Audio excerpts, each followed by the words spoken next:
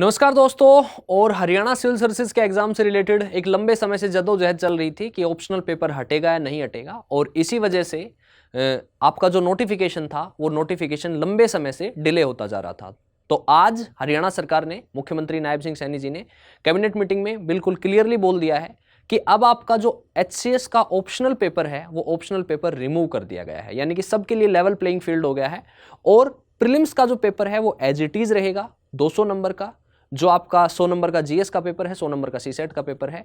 और अब आपका जो मेंस का पेपर होगा उस मेंस के पेपर में 6 पेपर होंगे, हिंदी और इंग्लिश एज इट इज रहेंगे, और GS के 4 पेपर होंगे। तो अभी तक ये क्लैरिटी नहीं है कि GS के 4 पेपर है उसमें हरियाणा स्पेसिफिक इंक्लूड है या नहीं है। वो आपका जैसे ही कोरिजेंडम आता है तो क्लियर हो जाएगा। लेकिन अब GS के 6 पेपर होंगे टोटल आपके, GS के 4 पेपर और हिंदी और इंग्लिश के 2 पेपर, यानी कि मेंस में 6 पेपर होंगे। 600 नंबर का मेंस होगा और उसके बाद 75 मार्क्स का एज इट इज जो आपका पर्सनैलिटी टेस्ट होता था, जो आपका इंटरव्यू होता था, वो एज इट इज रहेगा। तो ये एक बड़ी अपडेट है, एक बड़ी न्यूज है। तो अब आप लोग अपनी तैयारी, जो मोटिवेशन था वो मोटिवेशन आपको मिल जाना चाहिए, और अपनी तैयारी में दोबारा से जुट जाइए। अब किसी भी समय का इंतजार नहीं है, कभी भी आपका नोटिफिकेशन रिलीज हो सकता है।